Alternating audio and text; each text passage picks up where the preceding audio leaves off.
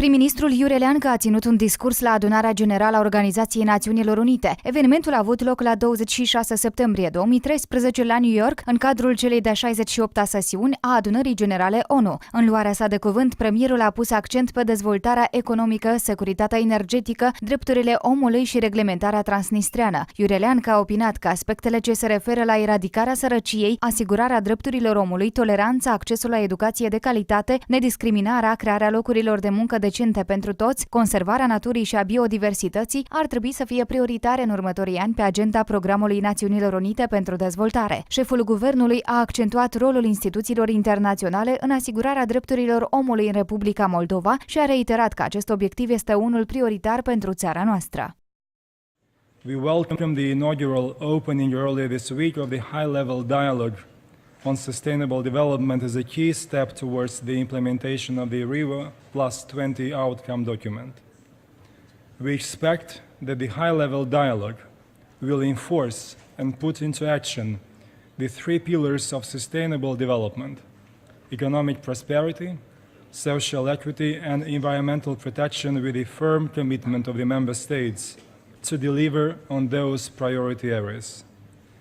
We recall the huge effort it took for this organization to agree last year in Rio on the wide-ranging framework for a world working cooperatively towards a sustainable future, and we are hopeful that this effort will yield its results sooner rather than later. Monsieur le Président, Mr. President, for the Republic of Moldova, sustainable development is the only way of ensuring a decent life for its population. And thus, we must achieve economic development and resolve the problems of energy security and simultaneously make our environment healthy. And thus, my government is concentrating its efforts in partnership with international stakeholders, and particularly the European Union, which acts as a point of reference for our national policies. We believe that the political determination, mutual assistance and transparency on all important issues will bring positive change, both for the developed economies as for the emerging and poor economies. We believe that matters such as eradication of poverty, human rights and tolerance, access to a high-quality education without discrimination between boys and girls, decent jobs for all, the protection of nature and biodiversity, all these should be given particular priority in the United Nations agenda for development over the coming years.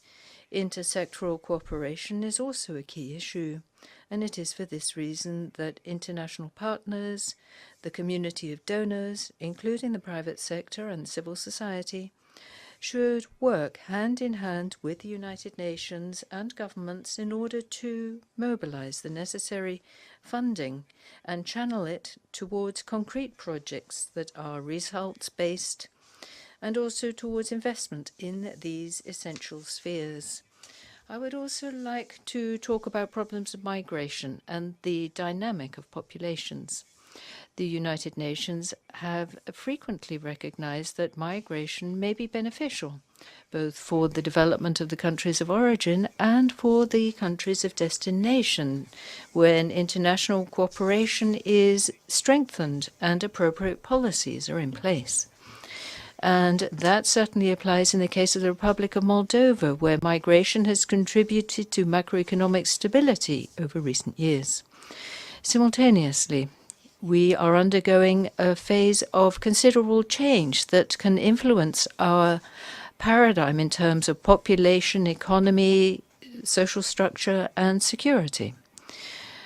Investing in human capital is certainly a way out of demographic volatility and constitutes an essential condition for the prosperity of a country while ensuring respect for human rights. And thus, we intend to reduce interdependence between development and migration flows and create an enabling environment for community development. including for small and medium enterprises, direct financial aid from the state budget. However, I would like to draw your attention to the positive examples by partnerships in mobility between the Republic of Moldova and the European Union.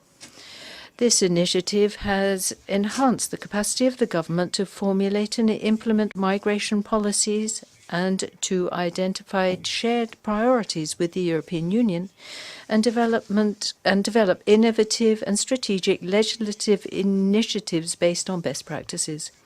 There can be no doubt that we should continue in this spirit, since this is the only way to arrive at mutually accepted solutions for regular and circular migration to the benefit of our citizens, while ensuring protection of human rights and guaranteeing social security.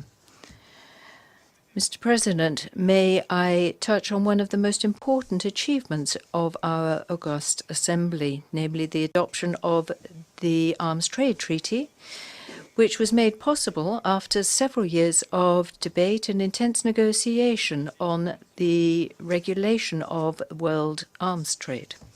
The Republic of Moldova signed the ATT, and we hope that the prompt entry into force of the treaty will ensure that the world arms trade becomes more transparent and legitimate. The ATT can be a major step forward in controlling the proliferation and illicit movement of arms, particularly in areas that are vulnerable and those that do not respect the constitutional regime of sovereign states. In addition, the government is collaborating closely with its European and international partners, particularly with the German Federal Office for the Economy and Control of Exports, and also the OSCE, with a view to reviewing and amending national legislation on control of exports of dual-use goods in order to adopt the best standards and international experience in this sphere. Mr. President, since becoming a member of the Human Rights Council, my country has completed its first cycle of the Universal Periodic Review, which, in our view, is one of the best exercises to oversee and assess the achievements of national human rights protection institutions and mechanisms. Simultaneously, we have agreed to enter into new commitments in order to meet the challenges during implementation of the recommendations by the UPR. The Republic of Moldova continues to advocate the consideration of the human rights situation by all countries and states that a robust, non-politicized and impartial Human Rights Council should exercise a greater authority, particularly in the event of grave violations of human rights, and should also provide guidelines regarding implementation of best practices and standards in this regard. My government is proud to announce the holding of the 4th seminar of French-speaking countries early next year in Chisinau, our capital, in order to consider the outcomes and draw lessons from the first cycle of the Universal Periodic Review. We hope that the conclusions of the conference can contribute to the advancement, strengthening and improvement of the Universal Periodic Review as a mechanism for consideration, the record of the human rights performance of all members of the Organization of Francophonie. Program of reform: political, economic, institutional, legislative, demographic, judicial, and more. We are firmly committed to building a state based on the rule of law, good governance, transparency, and accountability. Through these difficult efforts, we become a stronger nation and a better partner internationally, and we must keep pushing ahead. In this connection, we are proud to acknowledge that the government has embarked on a new course of technological modernization to enable direct public access to government services. Our aim is to make all such government services available electronically to all citizens by 2020 at any time from anywhere, using modern communication technologies and devices such as computers, mobile phones, and interactive payment offices. This kind of system will ensure real transparency in the relationship between citizens and public officials, combat corruption, and reduce unnecessary bureaucracy. The Republic of Moldova is among the leaders in this field, and our efforts have already yielded real benefits to our citizens with the implementation of the electronic catalog for public services, the mobile digital signature, the government electronic payment gateway, and many more. The ambitious reform agenda of the government and its foreign policy alike are both directed towards the fulfillment of the strategic objective of our country, the European integration. At this stage, we have concluded the negotiations of the association agreement with the EU, as well as of its component part, the deep and comprehensive free trade agreement, and the initialing of the text is going to take place at the Eastern Partnership Summit in Vilnius during upcoming November.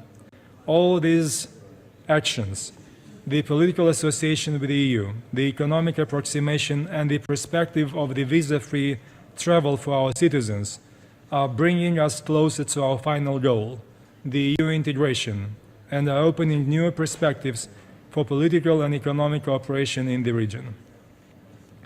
Mr. President, every year, my delegation brings to the attention of this Assembly the issue of the protracted conflict in the Transnistrian region, which is affecting my country ever since independence.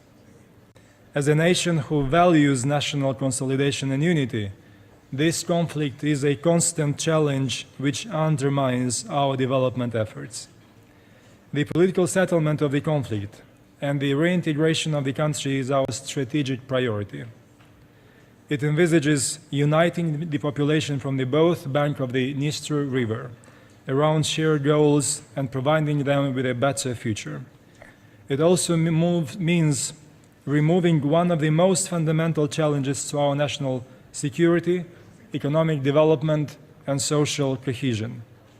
Ultimately, resolving the Transnistrian conflict means guaranteeing secured national borders and opening a new perspective of stability and fruitful bilateral and equitable relations with our neighbors and international partners. Peace and dialogue are fundamental prerequisites for a political solution to any conflict. Let me emphasize that there are more than 2 decades of peace in the region, and we will spare no effort to preserve it further. Moldova is fully committed to dialogue through all available channels. But in order to achieve the desired outcome, we strongly need trust inside the resolution process and genuine engagement and commitment from outside.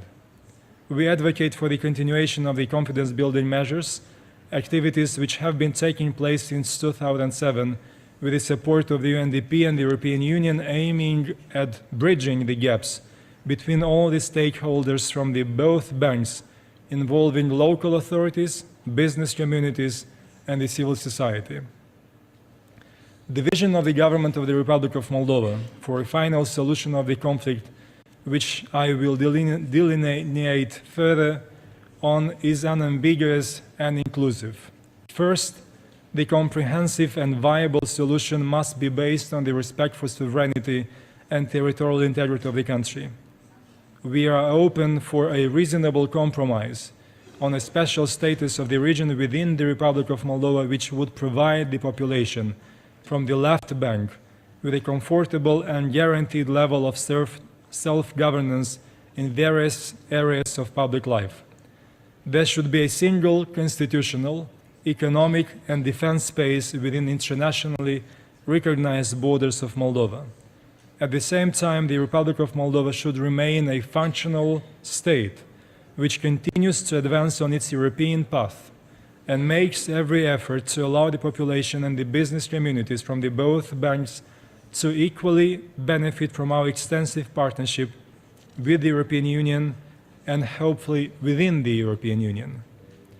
On the conflict resolution matter, we will continue with a renewed impetus to seek for solutions in order to ensure the freedom of movement, improve transportation links, and new and real opportunities for businesses on the both banks of Dniester. We will also double our efforts to convince our partners to start talks on political and security issues, including on the future status of the region within the recognized border of the Republic of Moldova. Moreover, we will seek to intensify law enforcement interaction, preserve stability in the security zone, and reaffirm our stance for the need to transform the current peacekeeping mechanism into an international civilian mission. Strengthening the respect for human rights is of utmost importance to us. The report of the UN High-Level Advisor for Human Rights in the Transnistrian region of the Republic of Moldova, Mr. Thomas Hammarberg, offers a good roadmap for joint activities in this regard. I would additionally like to reiterate our long-standing and unwavering call to finalize the withdrawal of the Russian military forces and ammunition from the territory of the Republic of Moldova in accordance with relevant international commitments. Concluding this chapter, I would like to express my government's conviction that the future of the region is brighter if we join our efforts to build a stronger and unified country, open to Europe where it naturally belongs, open to diversity, tolerance, economic and market opportunities. We are optimistic that we can achieve it because there is no better scope we could embrace for the well-being of our people and the consolidation of our nation.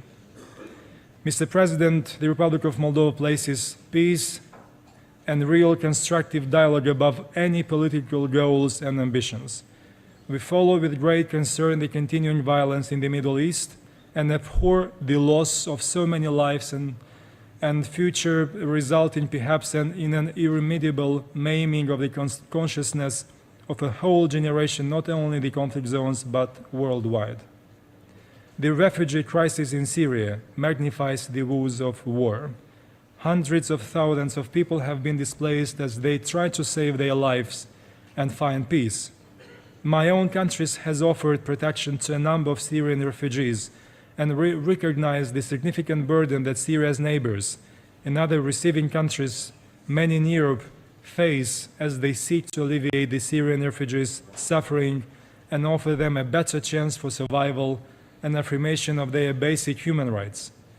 It is time for all sides to take a step back, find a peaceful solution, and build a future for their people rather than pursue fleeting, treacherous, and so often deadly political goals.